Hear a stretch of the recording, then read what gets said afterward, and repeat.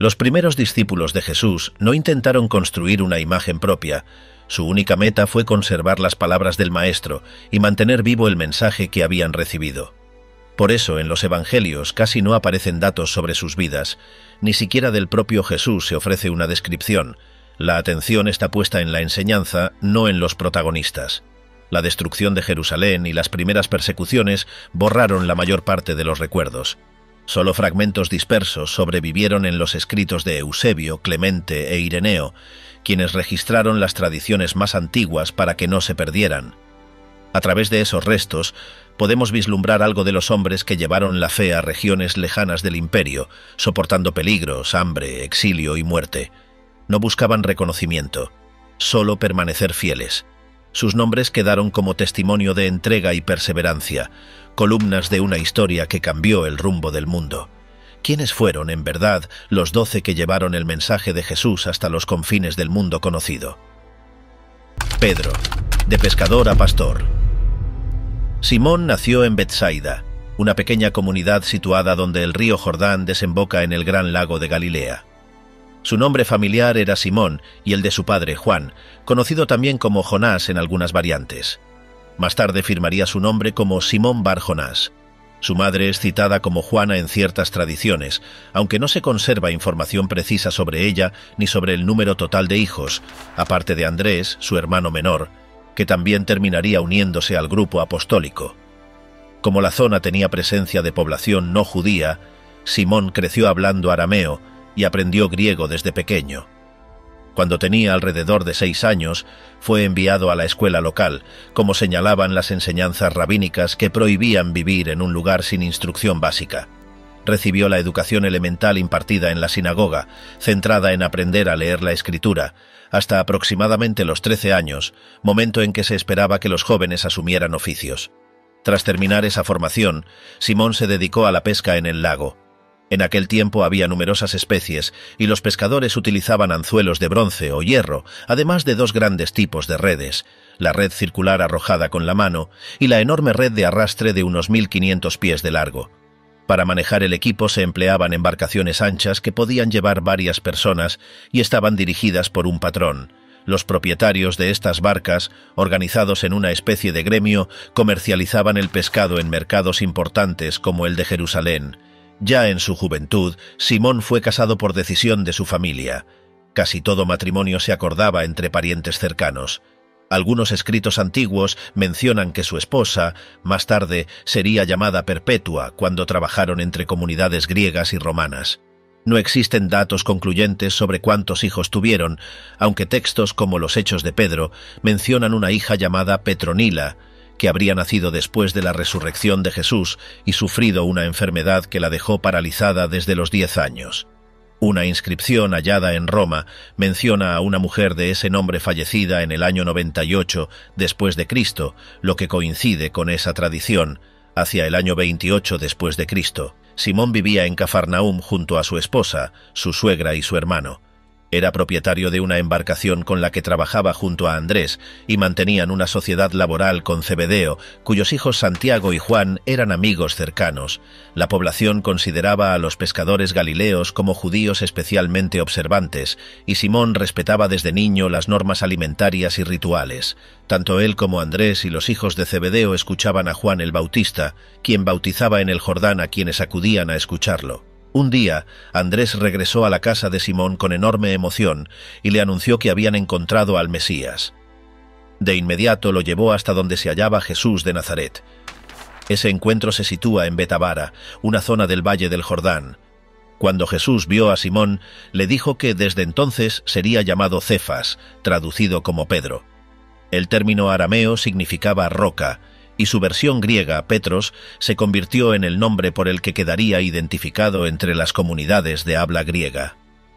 Simón regresó a su labor habitual en Galilea.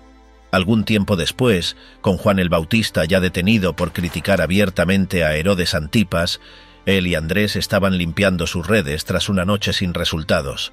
La multitud se acercó a escuchar a Jesús y el maestro subió a la barca de Simón para hablar desde allí.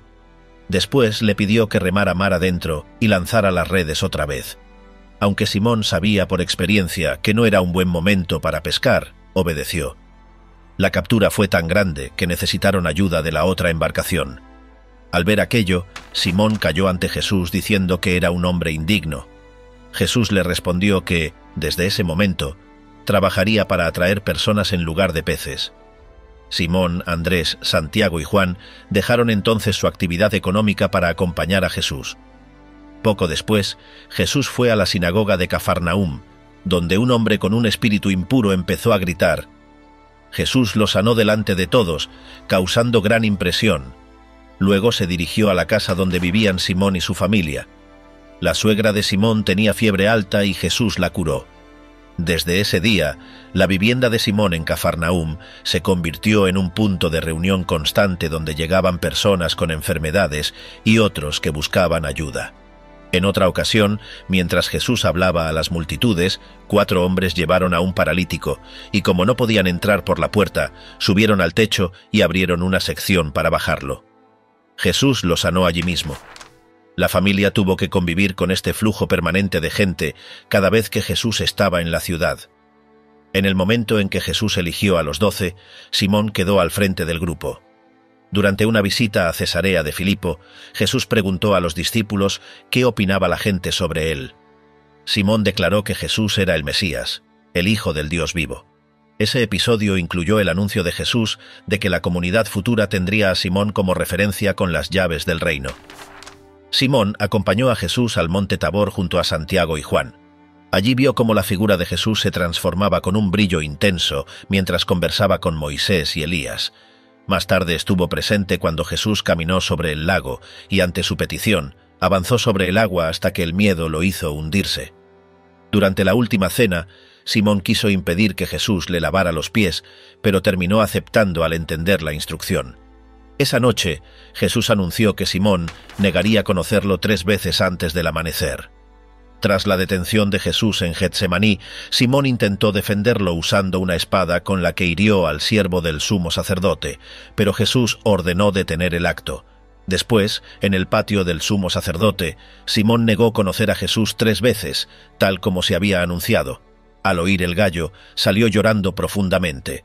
Tras la resurrección, Jesús se apareció a Simón. Luego, junto al lago, se produjo la escena en la que Jesús le preguntó 3 veces si lo quería, encargándole que cuidara de su comunidad. En esa misma conversación le anunció la clase de muerte que tendría, en una expresión que los discípulos comprendieron como referencia a la crucifixión. Simón asumió la dirección del grupo y se convirtió en figura central en los primeros capítulos de los Hechos. Más tarde viajó a Roma, donde enfrentó la persecución bajo el gobierno de Nerón. Fue arrestado junto a su esposa y permaneció en prisión durante varios meses, pasando por cambios constantes de guardias, según testimonios que narran que muchos de ellos se convertían. Finalmente, alrededor del 29 de junio del año 67 después de Cristo, Simón fue ejecutado mediante crucifixión invertida, una posición que solicitó al considerar que no era digno de morir de la misma manera que Jesús. Con su muerte terminó la trayectoria terrenal de quien había sido pescador de Galilea, discípulo temprano, testigo de los principales episodios del ministerio de Jesús y figura clave en los primeros años del movimiento que surgió después de la resurrección. Andrés, sembrador de encuentros. Andrés nació en Betsaida, una aldea junto al lago de Galilea, y desde joven se dedicó a la pesca, tal como su familia. Aunque su hogar se encontraba en un lugar tranquilo, su búsqueda espiritual lo llevó hasta Juan el Bautista, a quien siguió antes de conocer a Jesús.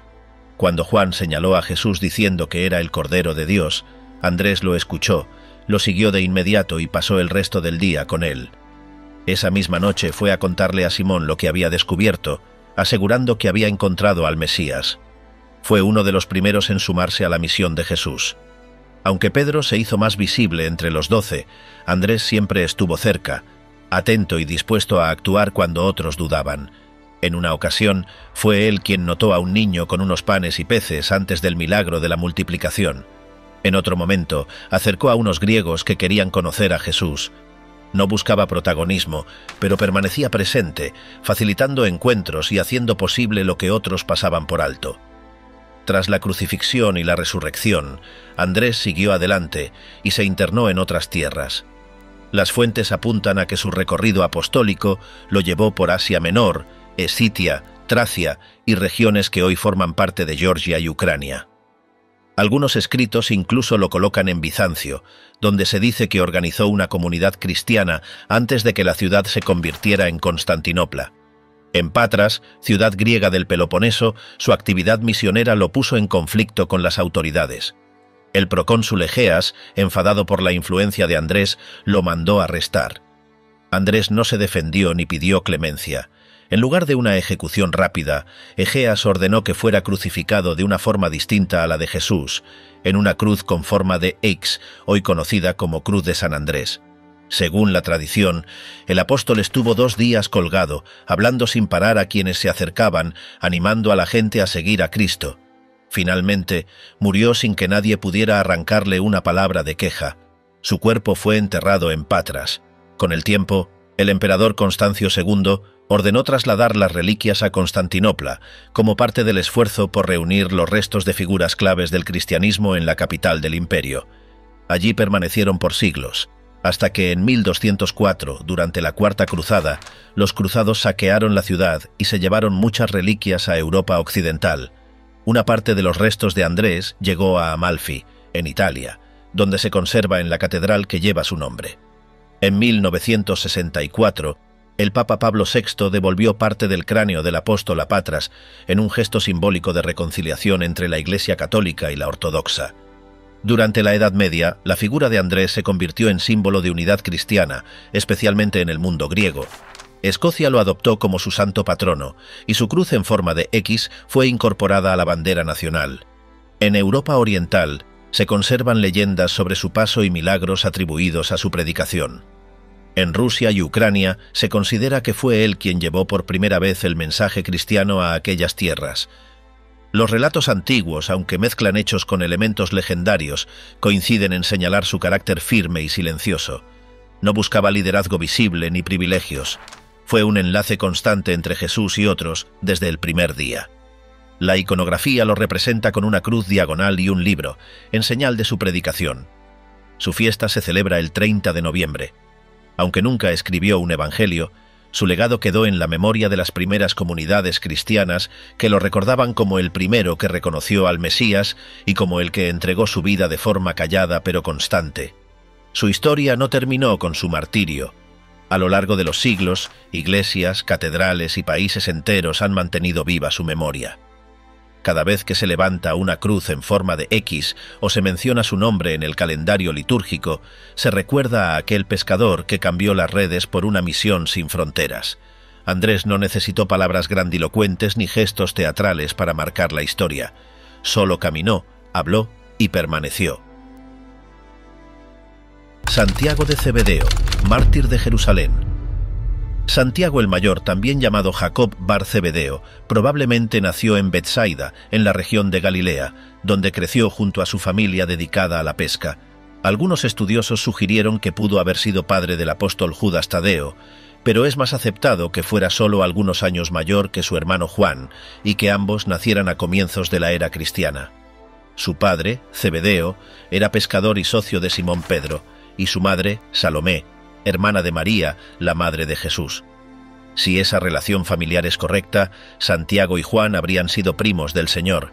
Los evangelios mencionan a varias mujeres presentes al pie de la cruz, y al comparar los relatos se entiende que Salomé, madre de los hijos de Zebedeo, era también la hermana de la Virgen. Marcos nombra a María Magdalena, a María madre de Santiago el Menor y José, y a Salomé. Mateo identifica a la tercera mujer como la madre de los hijos de Zebedeo, y Juan menciona a la madre de Jesús, a la esposa de Cleofás y a la hermana de su madre. Todo indica que se trataba de la misma persona, lo que refuerza la idea de un lazo familiar directo entre Jesús y los hijos de Zebedeo. Santiago y su hermano crecieron en un ambiente de trabajo, aprendiendo desde jóvenes el oficio de su padre, quien al parecer contaba con embarcaciones propias y una posición económica estable. Algunos escritos antiguos afirman que Zebedeo suministraba pescado a los sacerdotes del templo, lo que explicaría por qué Juan era conocido entre las autoridades religiosas y podía entrar al patio del sumo sacerdote durante el juicio de Jesús. También se afirma que tanto Zebedeo como Salomé siguieron en algún momento la predicación de Juan el Bautista y más tarde apoyaron el ministerio de Jesús con sus propios recursos. Un episodio recogido por Mateo muestra a Salomé acercándose al maestro con una petición ambiciosa: que sus hijos ocuparan los lugares más altos cuando él estableciera su reino. Ella imaginaba un líder que derrocaría a Roma y gobernaría Israel. Jesús respondió que no sabían lo que pedían y les preguntó: ¿podéis beber del cáliz que yo he de beber? Santiago y Juan afirmaron que sí, sin comprender el sufrimiento que aguardaba. El maestro les advirtió que compartirían su destino, pero que los lugares de honor no dependían de él. Aquella lección la entenderían solo con el tiempo. Santiago aparece en 7 momentos distintos del Nuevo Testamento. Fue llamado a dejar sus redes junto a Pedro, Andrés y Juan, y desde entonces formó parte del círculo más cercano al maestro. Solo Pedro, Juan y él acompañaron a Jesús cuando resucitó a la hija de Jairo, en el monte de la Transfiguración y en el huerto de Getsemaní. No se sabe si esa intimidad se debía al parentesco, a su fe o a su carácter decidido, pero su cercanía con Cristo fue evidente. Marcos relata que, al escoger a los 12, Jesús llamó a Santiago y a Juan Boanerges, que significa hijos del trueno. El motivo no está explicado, pero un episodio posterior parece justificar el apodo. Poco antes de la pasión, al pasar por una aldea samaritana donde les negaron alojamiento, la rivalidad entre judíos y samaritanos encendió la ira de los 2 hermanos, que pidieron permiso para invocar fuego del cielo y destruir el lugar. Jesús los reprendió con firmeza, recordándoles que su misión no era destruir vidas, sino salvarlas. Esa escena reveló la energía y la impulsividad que caracterizaban a Santiago. Algunos pensadores posteriores interpretaron el sobrenombre de forma positiva. Para los judíos, trueno podía aludir también a la voz de Dios, sugiriendo una fuerza interior para proclamar la verdad. Probablemente ambas lecturas reflejan distintos aspectos del apóstol: pasión que necesitaba guía y energía que, una vez encauzada, sirvió para difundir el mensaje con convicción. En la comunidad primitiva se lo conoció como Santiago el Mayor, para distinguirlo de otro apóstol más joven del mismo nombre. Los antiguos lo describían como un hombre robusto, de presencia imponente, barba espesa y voz profunda, alguien que inspiraba respeto con solo entrar. Después de la ascensión, Santiago estuvo presente en Pentecostés, pero luego los textos no vuelven a mencionarlo hasta su muerte. Algunas tradiciones medievales afirmaron que viajó a Hispania para predicar el Evangelio y que allí tuvo una visión de la Virgen María sobre una columna de jaspe, pidiéndole que construyera una capilla. A partir de esa leyenda surgió el santuario de Nuestra Señora del Pilar en Zaragoza. Según la misma tradición, habría regresado a Jerusalén poco después. Aunque la historia no puede comprobarse, la ausencia de referencias durante una década llevó a algunos autores a pensar que estuvo fuera de Palestina buena parte de ese tiempo. Hacia el año 42, durante el gobierno de Herodes Agripa, comenzó una persecución contra los primeros cristianos. Santiago fue arrestado y llevado ante el Sanedrín, acusado de proclamar que Jesús era el Hijo de Dios y el único camino de salvación.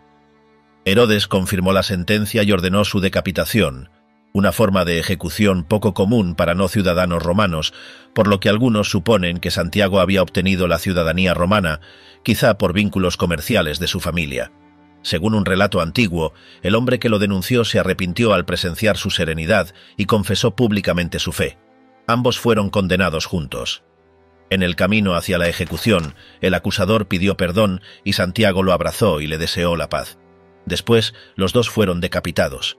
Con el tiempo surgió la creencia de que sus restos fueron trasladados a la región noroeste de España, donde se construyó la Catedral de Santiago de Compostela, que se convertiría en destino de peregrinación para miles de fieles. A lo largo de los siglos, el apóstol fue considerado protector de la península y símbolo de la fe que perduró entre guerras y reconquistas. Las leyendas medievales incluso contaban que se apareció en batalla para guiar a los cristianos frente a los invasores musulmanes, dando origen a la figura del Santiago Matamoros. Juan, el discípulo amado. Juan, hijo de Zebedeo y Salomé, nació en Galilea, en el poblado pesquero de Betsaida. Hermano de Santiago el Mayor, trabajó desde joven con su padre en el negocio familiar de la pesca. Conocía bien la cultura griega y su idioma, aunque permaneció fiel a la tradición judía. Al igual que Pedro y Andrés, posiblemente fue seguidor de Juan el Bautista antes de conocer a Jesús. Cuando éste lo llamó, Juan tenía unos 25 años y nunca se casó. San Agustín escribió que desde su juventud mantuvo una vida de pureza singular. En los Evangelios aparece junto a su hermano y a Pedro como parte del círculo más cercano al Maestro. Estuvo presente en la resurrección de la hija de Jairo, en la transfiguración y en Getsemaní. También ayudó a preparar la última cena. Juan no comprendía aún el propósito espiritual de Cristo y fue reprendido por su ambición cuando él y su hermano pidieron lugares de honor. Su temperamento impetuoso motivó el apodo Hijos del Trueno. Pese a esas aristas, fue uno de los discípulos más fieles. En una ocasión quiso castigar a quienes no lo recibieron, pero Jesús lo detuvo. En el Calvario permaneció junto a la cruz y recibió el encargo de cuidar a la Virgen, gesto que mostraba la confianza absoluta del Maestro.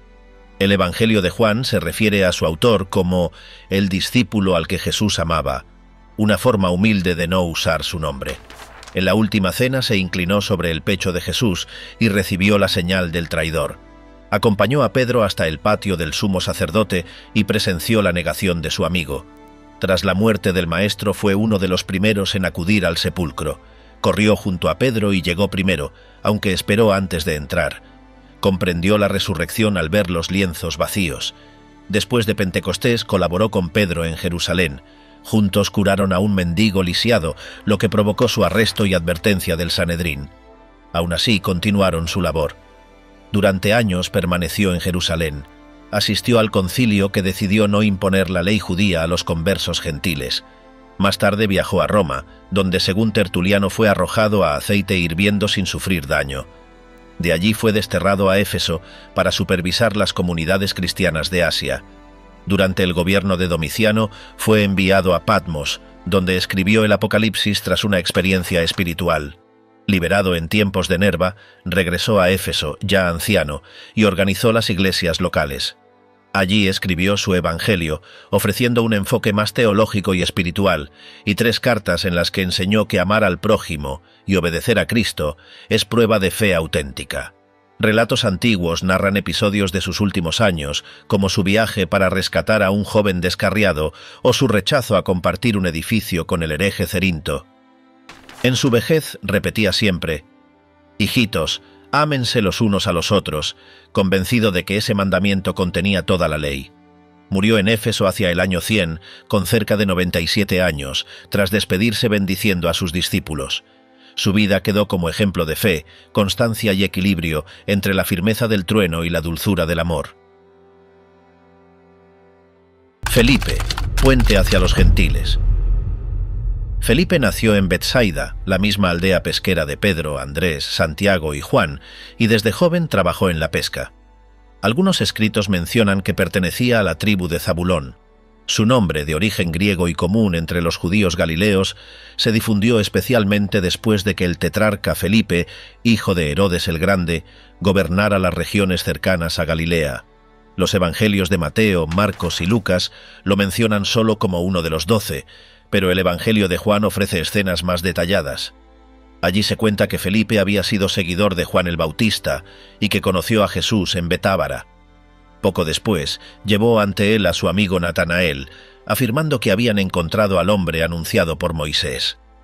En la multiplicación de los panes, Jesús lo puso a prueba preguntándole cómo alimentar a la multitud. Felipe respondió con un cálculo práctico que mostraba la dificultad material, y fue Andrés quien señaló al niño con los panes y peces. Más tarde, cuando unos griegos buscaron ver a Jesús, Felipe dudó y pidió consejo a Andrés antes de llevarlos al Maestro, mostrando aún incertidumbre sobre el alcance universal del mensaje.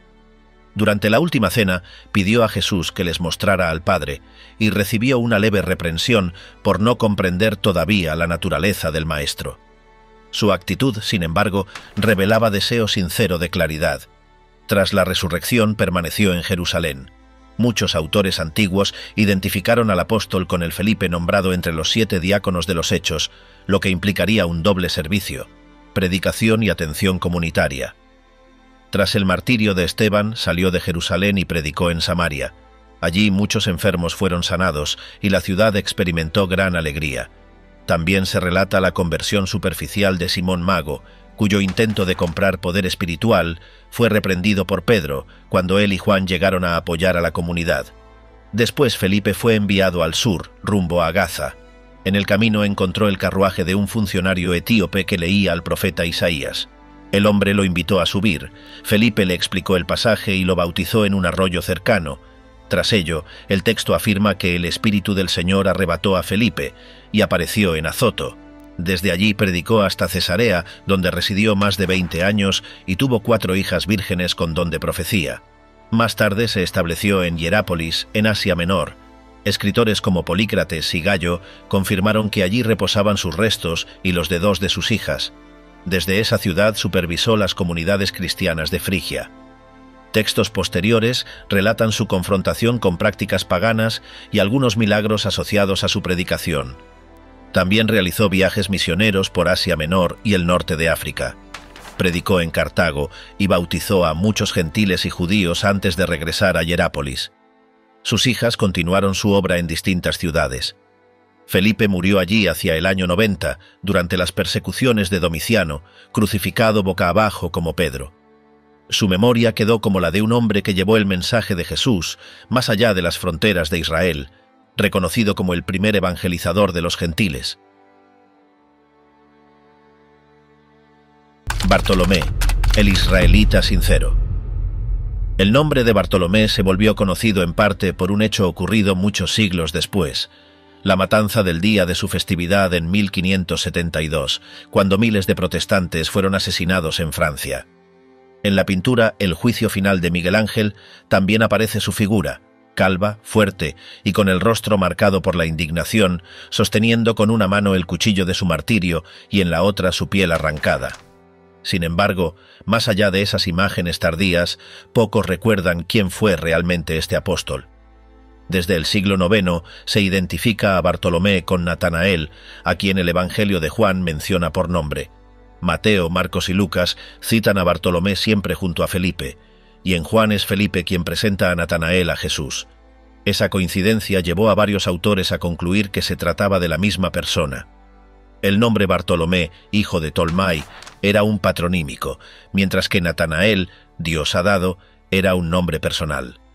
De ser así, el discípulo llamado en Caná sería el mismo apóstol mencionado en los otros evangelios. El Evangelio de Juan narra que poco después del bautismo de Jesús, Felipe fue a buscar a Natanael y le anunció que habían encontrado al Mesías. Natanael, judío devoto, reaccionó con escepticismo al oír que Jesús venía de Nazaret. ¿Puede salir algo bueno de Nazaret? Aún así lo acompañó. Al verlo acercarse, Jesús dijo: «Este es un verdadero israelita, en quien no hay engaño». Natanael preguntó cómo lo conocía, y Jesús respondió que lo había visto bajo la higuera antes de que Felipe lo llamara. Entonces Natanael lo reconoció como el Hijo de Dios y Rey de Israel. Jesús añadió que vería cosas mayores, comparándose con la escalera del sueño de Jacob como vínculo entre cielo y tierra. Esa fue la escena principal de Natanael en el Evangelio. Más adelante, Juan lo menciona entre los discípulos que estaban pescando cuando Jesús resucitado se presentó en la orilla. Los sinópticos no ofrecen más detalles, pero lo incluyen en la lista de los 12. Algunos autores antiguos intentaron relacionarlo con la casa de David por el nombre Tolmai, pero no existen pruebas firmes. Como los demás apóstoles, era un hombre sencillo, probablemente pescador. Sobre su labor posterior, escritores como Jerónimo y Juan Crisóstomo afirmaron que predicó primero en Licaonia, una región montañosa y pobre del centro de Asia Menor, donde también habían trabajado Pablo y Bernabé. Allí fundó comunidades y ordenó líderes locales. Después se desplazó hacia el noreste, hasta Armenia, donde también predicaron otros apóstoles. Más tarde se demostró que su martirio no ocurrió allí, sino mucho más al este. La tradición sostiene que Bartolomé colaboró un tiempo con Felipe en Hierápolis, en Frigia, hacia los años 58 o 59. Poco después emprendió su viaje más largo hacia el subcontinente indio. Según Eusebio y Jerónimo, el erudito Panteno viajó a la India en el año 180 y encontró una comunidad cristiana que conservaba un ejemplar del Evangelio de Mateo en hebreo, supuestamente llevado por Bartolomé más de un siglo antes. El texto, conocido como Hechos de Abdías, lo describe como un hombre de estatura media, tez clara, cabello rizado y barba espesa. Se decía que tenía voz potente, vestía las mismas ropas durante décadas y rezaba continuamente. Aunque exageradas, esas descripciones reflejan su austeridad, alegría y capacidad para aprender idiomas. Mientras predicaba en Caliana, en la costa occidental de la India, Bartolomé fue solicitado por el rey Polimio para sanar a su hija, que sufría un trastorno mental. El apóstol pidió que la liberaran y la curó. Agradecido, el rey le permitió enseñar libremente. En esa región, los habitantes veneraban a una diosa llamada Astarot. Bartolomé reunió a la multitud ante la estatua y ordenó que se manifestara. Según la tradición, la imagen se rompió y un demonio salió encadenado por un ángel. El rey, su familia y muchos habitantes aceptaron el bautismo. El hermano del monarca, Astiages, no aprobó la conversión. Lanzó una ofensiva contra los nuevos creyentes y capturó al apóstol. Bartolomé fue golpeado, desollado vivo y finalmente decapitado. Su muerte ocurrió el 24 de agosto del año 62, cuando tenía cerca de 58 años. Desde entonces se lo representa con un cuchillo y su propia piel como símbolo de su martirio. En el siglo XX, el investigador indio A. C. Perumalil estudió las fuentes antiguas y defendió que el relato contenía elementos reales. Analizó monedas e inscripciones y concluyó que Bartolomé predicó en Caliana, conocida por los romanos como India Feliz, un enclave comercial vinculado con los imperios romano, árabe e iraní. Identificó al rey Polimio con un gobernador llamado Pulumayi y a Astiages con el rey Aristacarmán. La diosa Astarot correspondería a Astamurti, una divinidad local de la fertilidad. Según esa reconstrucción, Bartolomé habría viajado desde Armenia hasta un puerto del Golfo Pérsico y zarpado hacia Caliana, llevando consigo una copia hebrea del Evangelio de Mateo.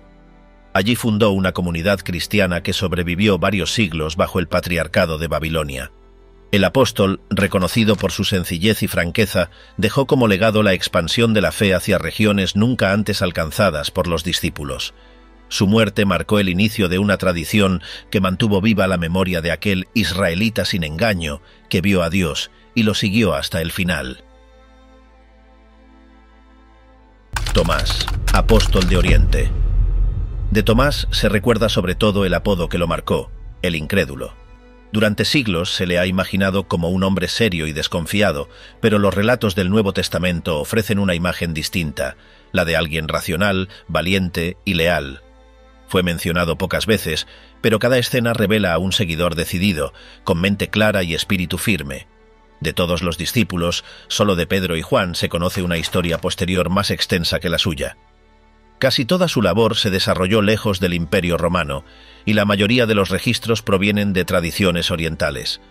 Antes de sus misiones en Osroene, Armenia, Irán, India y el sudeste asiático, los evangelios ofrecen algunas pinceladas sobre su carácter.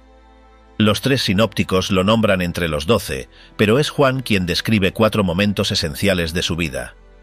El primero ocurrió cuando Jesús decidió regresar a Betania, donde vivía su amigo Lázaro, pese al peligro de volver a Judea.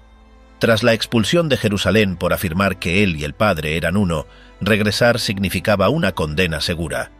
Cuando Jesús anunció su intención, Tomás respondió: «Vayamos también nosotros para morir con él». Su frase no mostraba pesimismo, sino realismo y valor.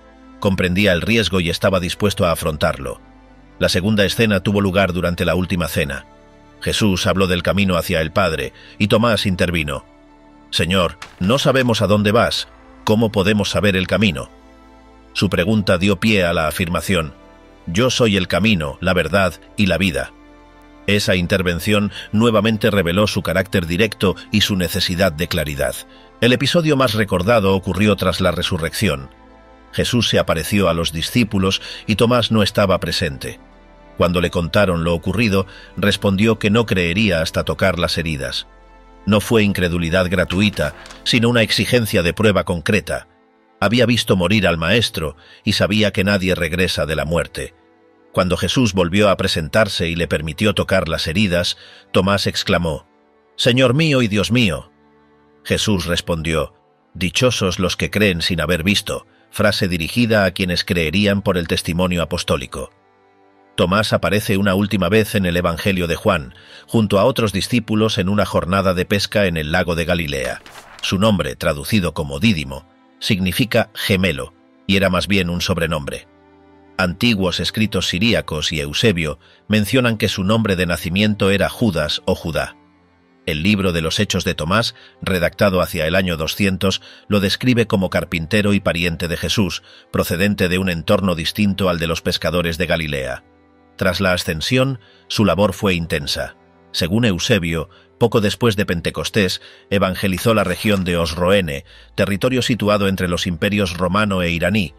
En los archivos de Edesa existían documentos que relataban la conversión del príncipe Abgar el Negro, enfermo y sin remedio médico. Este habría escrito a Jesús pidiendo sanación. La respuesta oral indicaba que Jesús debía cumplir su misión, pero enviaría a uno de sus discípulos. Según la tradición, Tomás convenció a Judas Tadeo para acudir a Edesa, y ambos predicaron allí y en Armenia, fundando comunidades que más tarde formarían la Iglesia de Oriente. Más tarde, Tomás se trasladó hacia el este. Antiguos textos siríacos narran su llegada a la India. Los hechos de Tomás combinan historia y simbolismo, pero conservan detalles coherentes. Escritores como Hipólito y Eusebio mencionan su labor en Partia, nombre con que los romanos designaban a Irán. Cuando los portugueses llegaron al sur de India en el siglo XVI, encontraron una comunidad cristiana que atribuía su origen al apóstol. Documentos siríacos e himnos antiguos confirmaban la antigüedad de esa tradición. Algunos investigadores afirman que el cristianismo llegó a la India en el siglo IV, otros sostienen raíces más antiguas. Un texto siríaco del siglo III, Las Doctrinas de los Apóstoles, afirma que India y todas sus regiones recibieron el sacerdocio de manos de Judas Tomás. Ninguna otra región reclama su martirio. Antes de llegar al subcontinente, Tomás predicó en la corte de un rey llamado Gundaforo, en la región que hoy corresponde al norte de Pakistán. Durante siglos se dudó de su existencia, hasta hallarse monedas del siglo I con su nombre grabado en griego.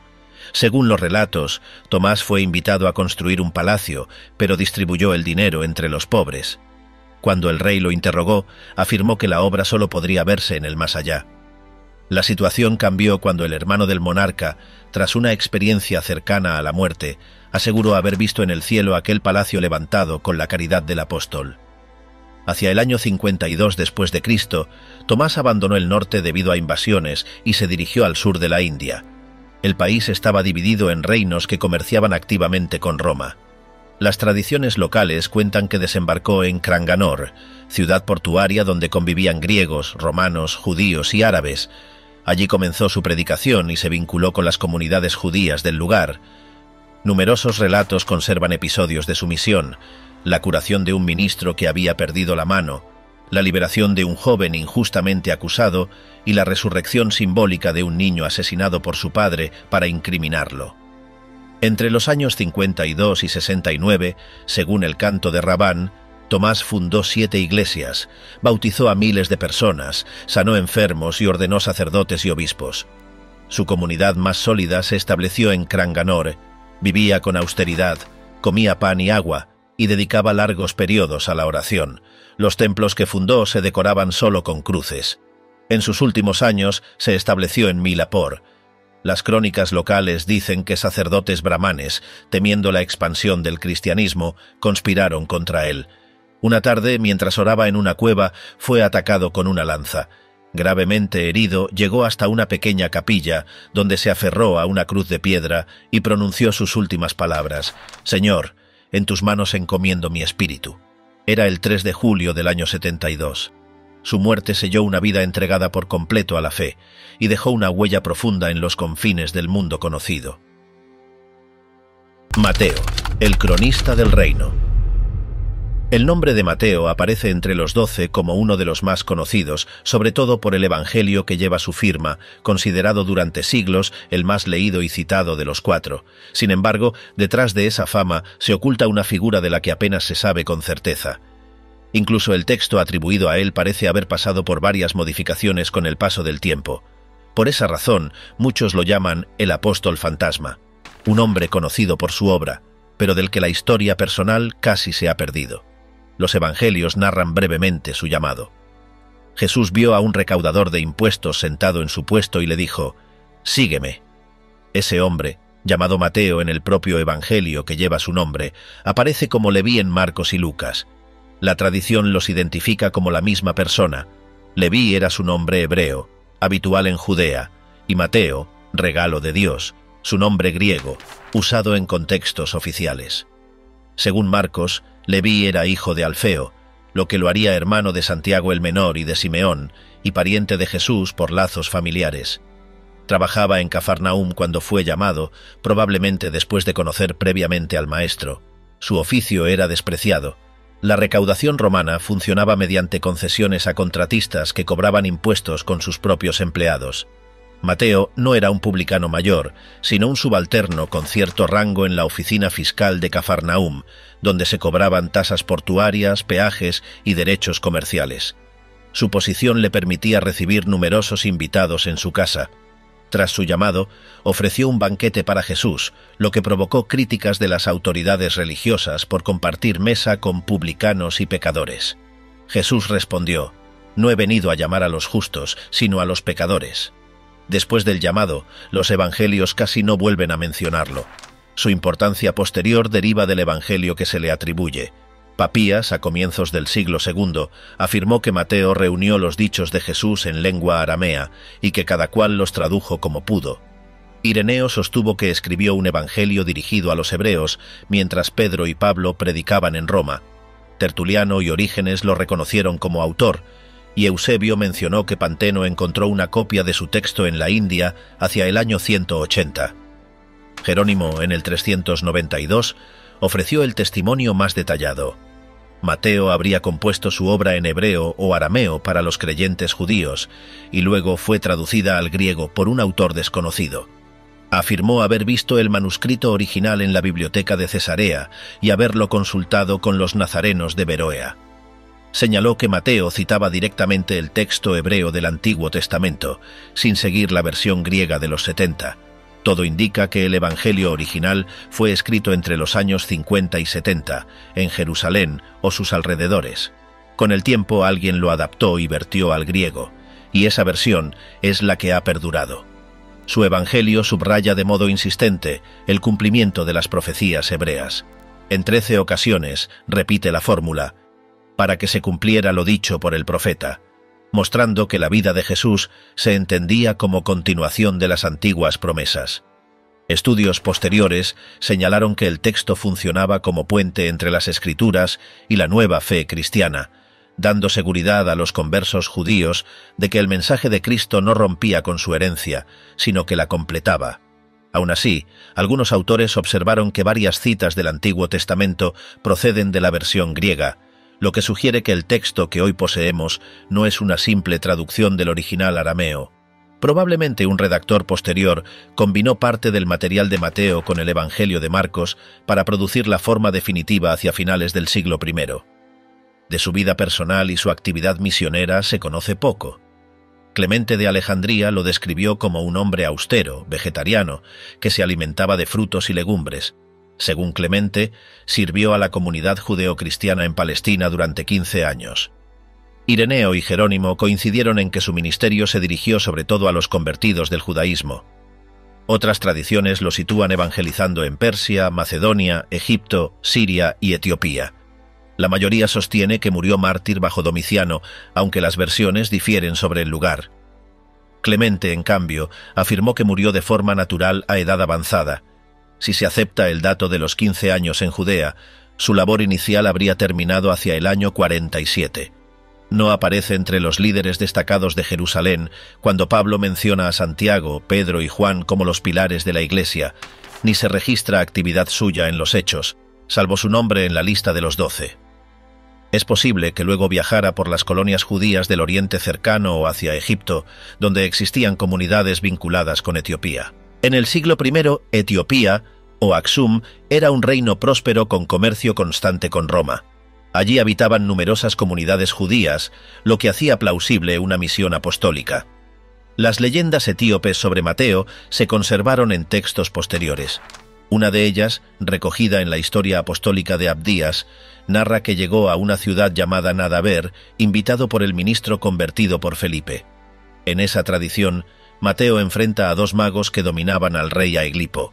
Tras varios prodigios, resucitó al hijo del monarca y fundó una iglesia llamada de la Resurrección. Permanece allí 23 años, ordena sacerdotes, funda comunidades y bautiza a la familia real. Finalmente, según esa versión, fue asesinado por orden de Hirtayo, sucesor del rey, al negarse a convencer a una princesa llamada Efigenia, consagrada a Dios, para casarse con él. Otro relato posterior, el martirio de Mateo, ofrece una versión distinta, situándolo entre pueblos llamados caníbales. Tras exorcizar a varios poseídos y conseguir numerosas conversiones, el jefe local lo mandó crucificar y quemar vivo. El fuego tomó forma simbólica de serpiente y persiguió al jefe, que pidió perdón. Mateo, aún con vida, ordenó extinguir las llamas antes de morir. Se decía que su cuerpo fue hallado intacto. Aunque estas narraciones son simbólicas, podrían conservar un núcleo real, que Mateo predicó entre comunidades judías de Etiopía durante décadas y murió en tierras orientales, quizás en Persia, como sostiene Hipólito, en una ciudad llamada Hieres, alrededor del año 90. Su figura quedó envuelta en el misterio. Si su evangelio refleja su carácter, fue un hombre metódico, dedicado a enlazar las raíces judías con la nueva fe.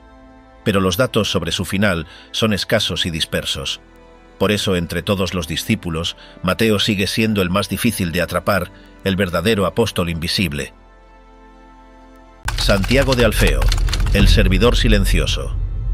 Entre los seguidores de Jesús hubo 3 hombres llamados Santiago, pero solo uno fue conocido como el menor, hijo de Alfeo y de una mujer llamada María.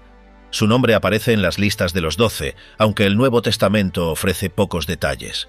Su historia se entrelaza con la de una familia extensa donde también figuran Mateo, Joses y Simeón, identificados como hijos de la misma pareja.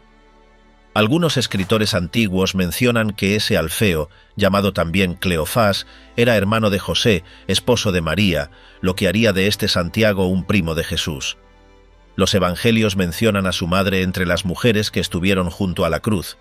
Mateo y Marcos la presentan como María, madre de Santiago el menor y de Joses, mientras que Juan la llama María, esposa de Cleofás. Esa variación se explica porque Alfeo y Cleofás corresponden a un mismo nombre hebreo, Halfai. La Biblia no indica cuándo fue llamado, aunque es probable que, como su hermano Mateo, viviera en Cafarnaúm y conociera las enseñanzas de Jesús. Algunos sostienen que también trabajaba en el ámbito de los tributos, aunque no hay confirmación. Se distingue de Santiago el mayor por su estatura y por el papel discreto que desempeñó dentro del grupo. Su apodo, el menor, aludía solo a una diferencia física o de edad. A lo largo de la tradición, su figura aparece casi siempre en silencio, sin discursos ni escenas destacadas, pero con presencia constante en la comunidad primitiva.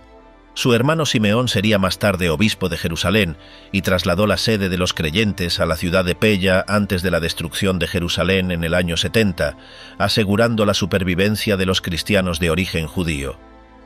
Ese contexto familiar muestra que Santiago pertenecía a un linaje que ejerció influencia prolongada. Los datos sobre él provienen de historiadores eclesiásticos. Tras la ascensión de Cristo, habría permanecido en Jerusalén junto a otros parientes del Señor.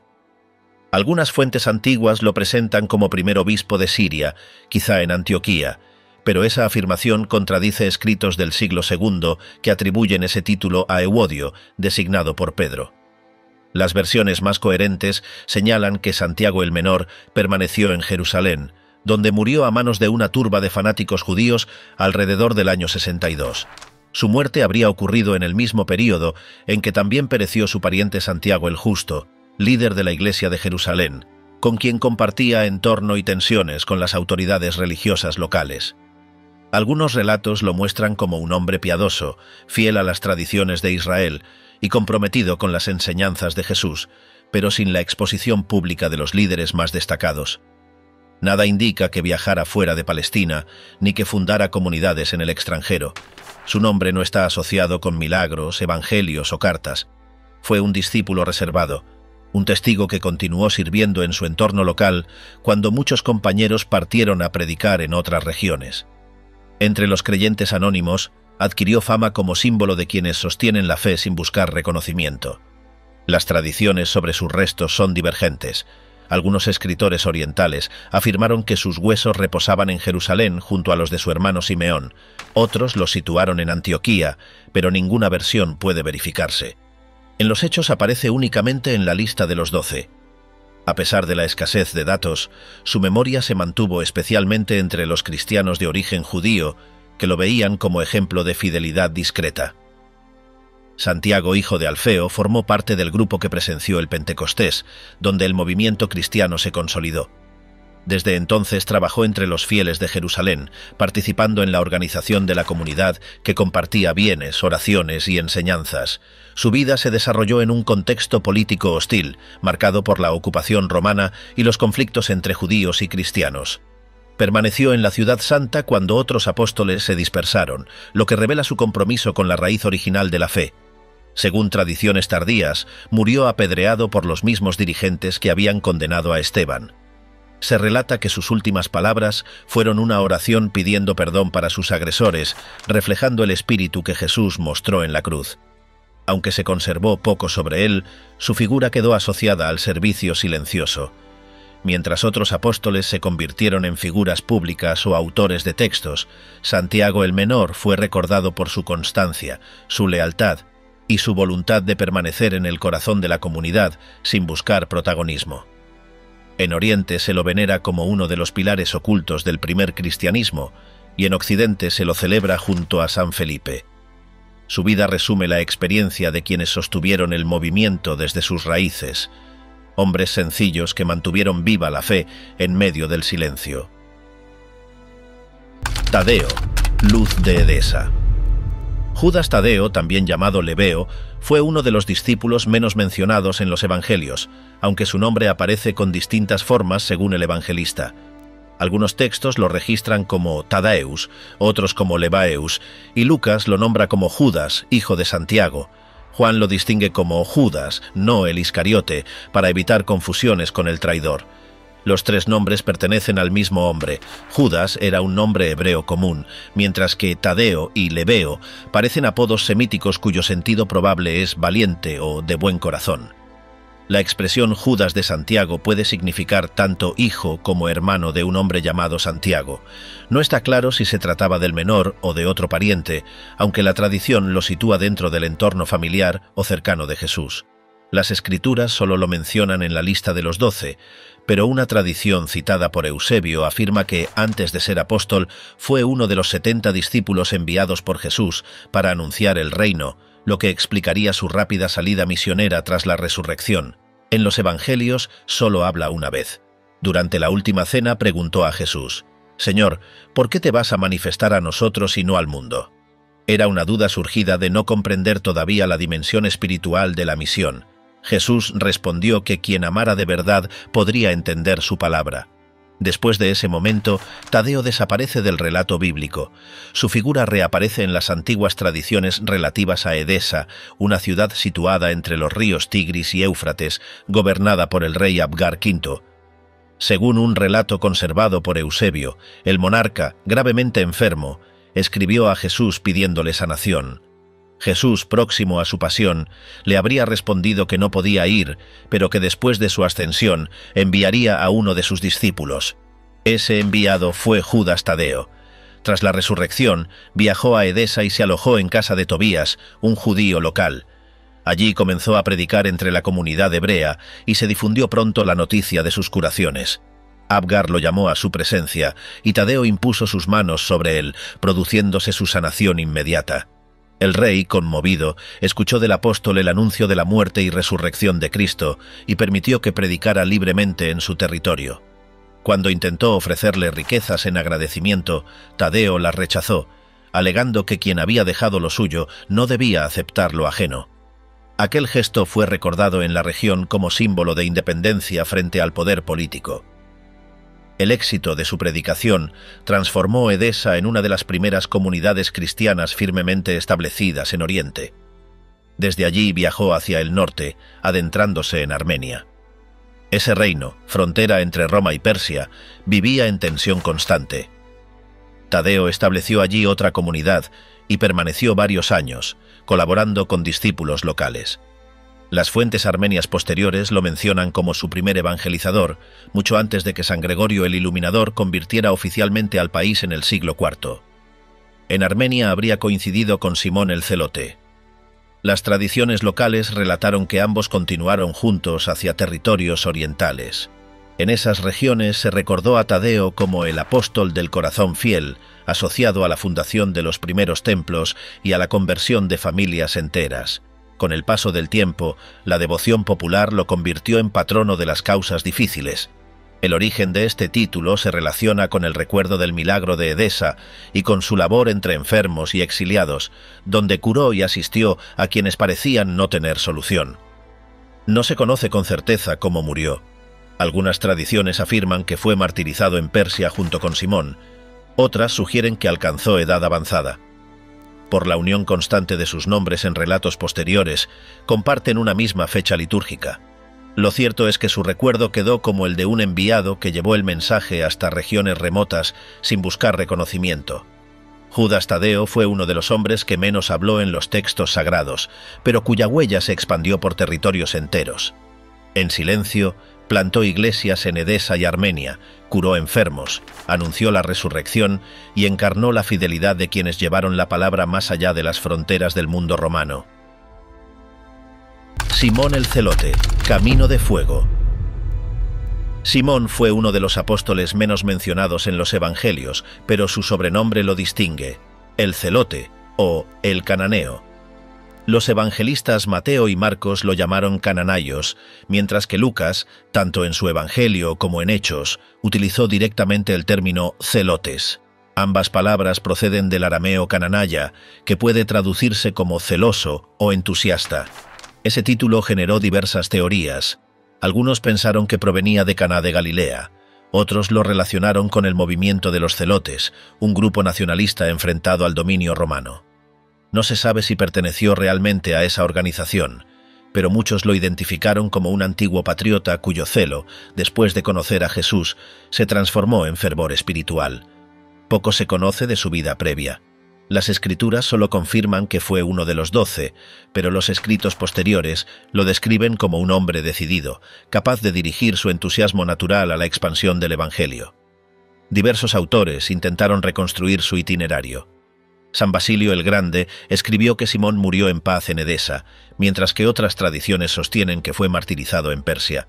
El obispo Doroteo de Tiro afirmó que predicó en Mauritania, luego en África y finalmente en Britania. Según otras fuentes, viajó por Egipto, Libia y el norte de África antes de embarcar hacia el Atlántico. La coincidencia entre los cronistas antiguos sugiere que cruzó realmente buena parte de esas regiones. En Britania, recién convertida en provincia romana, habría predicado brevemente hasta que estallaron las rebeliones lideradas por la reina Boadicea. La inestabilidad obligó a muchos extranjeros a huir y se cree que Simón regresó entonces al oriente mediterráneo.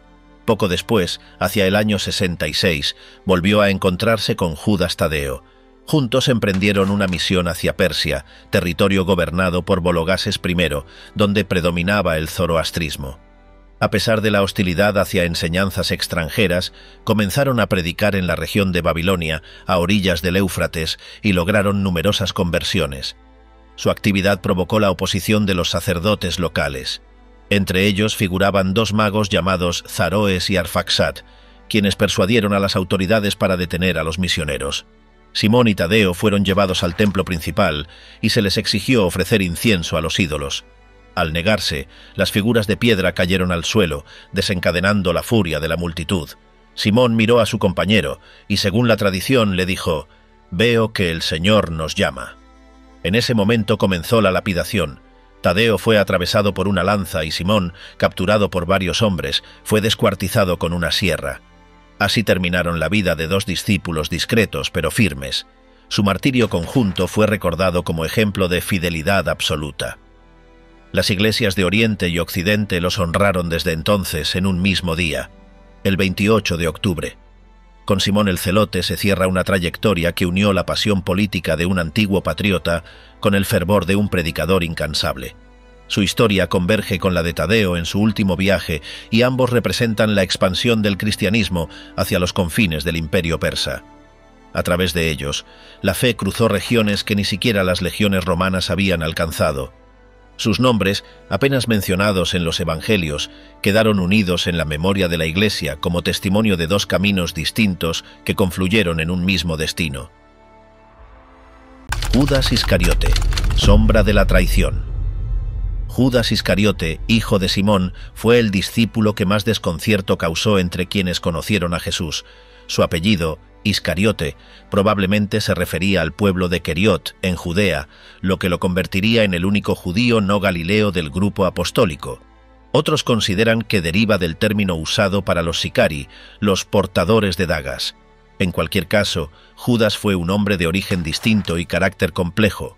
Nada se sabe de su vida anterior, pero los evangelios coinciden en que fue nombrado tesorero del grupo, responsable de custodiar las limosnas. El Evangelio de Juan señala que aprovechaba esa posición para quedarse con parte del dinero. Aún así, Jesús lo mantuvo entre los suyos y lo trató con la misma confianza que a los demás. Durante siglos se han propuesto distintas explicaciones sobre su traición.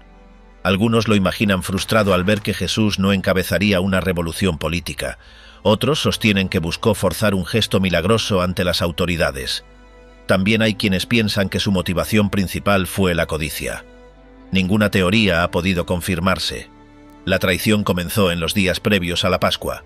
Tras la unción de Jesús en Betania, Judas protestó alegando que el perfume debía haberse vendido para ayudar a los pobres, aunque el evangelista afirma que buscaba controlar los fondos. Poco después, su resentimiento se hizo evidente. En la última cena, Jesús anunció que uno de los presentes lo entregaría. Cada discípulo preguntó si sería él. Judas hizo lo mismo. Jesús le respondió en voz baja: «Tú lo has dicho». Luego tomó un trozo de pan, lo mojó y se lo dio. En ese instante, según Juan, Satanás entró en él. Jesús añadió: «Haz pronto lo que vas a hacer», y Judas salió. Era de noche. Se presentó entonces ante los sumos sacerdotes y pactó entregar al maestro por 30 monedas de plata, el precio habitual de un esclavo. Aquella cantidad muestra que el dinero no era la motivación principal. En Getsemaní llegó acompañado de guardias y sacerdotes. Había acordado una señal: «A quien yo bese, ese es». Se acercó, saludó a Jesús y lo besó. El maestro le dijo: «¿Con un beso entregas al Hijo del Hombre?». Tras el arresto, los evangelios ofrecen relatos distintos sobre su final. Mateo afirma que, al ver que Jesús fue condenado, Judas sintió remordimiento, devolvió el dinero y confesó haber entregado sangre inocente. Arrojó las monedas en el templo y se ahorcó. Con ese dinero, los sacerdotes compraron un terreno llamado Campo de Sangre. El libro de los Hechos relata, en cambio, que él mismo adquirió ese terreno y murió allí, cayendo y reventando su cuerpo contra el suelo. Ambas versiones coinciden en un final trágico y en un lugar maldito asociado a su nombre. Con el paso del tiempo, poetas y pensadores intentaron comprender su destino. Longfellow, en su poema Aceldama, lo presentó como un hombre atormentado que nunca logró amar ni sentirse amado, marcado por una fuerza que lo dominaba. Otros autores fueron más severos. Dante lo situó en el círculo más profundo del infierno, devorado eternamente por Satanás, símbolo de la traición absoluta. Las interpretaciones recientes insisten en que Judas fue plenamente consciente de su elección. Jesús, aun sabiendo lo que ocurriría, lo eligió y le permitió ejercer su libertad hasta el final. Juan lo resume con una frase tajante: «Uno de vosotros es un diablo». Algunos padres de la Iglesia añadieron relatos legendarios sobre su muerte. Papías escribió que su cuerpo se hinchó de manera monstruosa y terminó explotando. Apolinar afirmó que sobrevivió a un ahorcamiento fallido y murió más tarde, desfigurado por la enfermedad. Estas narraciones reflejan la repulsión que su nombre inspiró durante siglos. En la tradición cristiana, Judas encarna la traición y la advertencia sobre la culpa sin fe. Sintió remordimiento, pero buscó consuelo en quienes lo habían corrompido y no en Jesús. Así terminó su vida. Aislado del resto de los apóstoles y convertido en ejemplo de cómo la ambición, el resentimiento y la impaciencia pueden destruir a quien las alimenta. Judas conoció de cerca al Maestro, pero eligió el camino contrario. Matías, el sustituto ordenado. Después de la muerte de Judas, los 11 discípulos comprendieron que el grupo debía volver a estar completo. Pedro reunió a los demás en Jerusalén y les recordó que era necesario designar a alguien que hubiera acompañado a Jesús desde el bautismo de Juan hasta la ascensión. 2 nombres surgieron: José, llamado Barsabás, también conocido como Justo, y Matías. Ambos habían seguido al Maestro desde el principio. La comunidad oró: «Señor, tú que conoces el corazón de todos, muéstranos a cuál de estos dos has escogido para ocupar el ministerio que Judas abandonó». Luego echaron suertes, práctica común en Israel para discernir decisiones importantes, y la suerte cayó sobre Matías, que se integró oficialmente al grupo de los apóstoles. Nada más se dice en la Biblia sobre él, pero algunos autores antiguos añadieron detalles. Eusebio afirmó que había sido uno de los 70 discípulos enviados por Jesús antes de su crucifixión.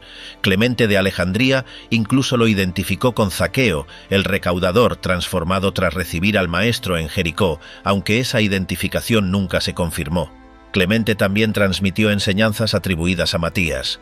Decía que instruía a sus discípulos a dominar el cuerpo y despreciar sus apetitos, insistiendo en la renuncia a los placeres como camino hacia la pureza del alma. Esa línea ascética lo vinculó con la tradición de Juan el Bautista, centrada en la disciplina, la moderación y la fe constante. Su influencia llegó a figuras como el diácono Nicolás, quien adoptó la castidad siguiendo sus principios. Diversas tradiciones ubican su actividad misionera en Armenia y en regiones del Mar Negro, donde habría acompañado a Andrés. Algunos relatos lo relacionan con la evangelización de pueblos nómadas del norte, conocidos por su ferocidad. Pasó años enseñando a pequeños grupos de conversos antes de regresar a Jerusalén. Sobre su muerte existen versiones distintas.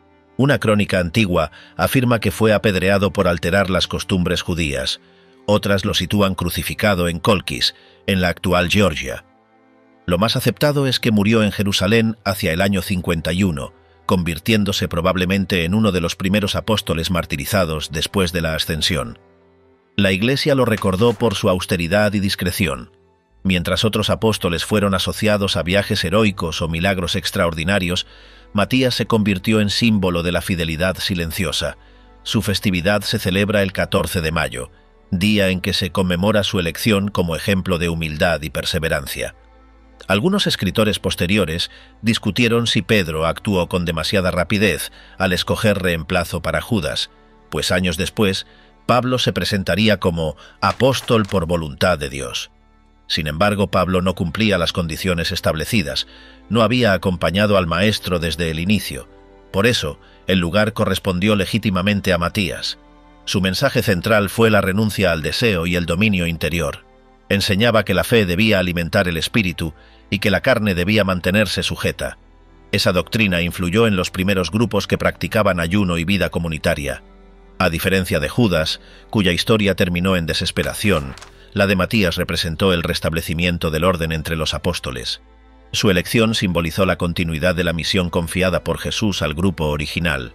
Su nombre quedó asociado al deber cumplido, al servicio silencioso y a la firmeza del creyente que no buscó reconocimiento, sino restaurar la unidad del círculo que había quedado incompleto.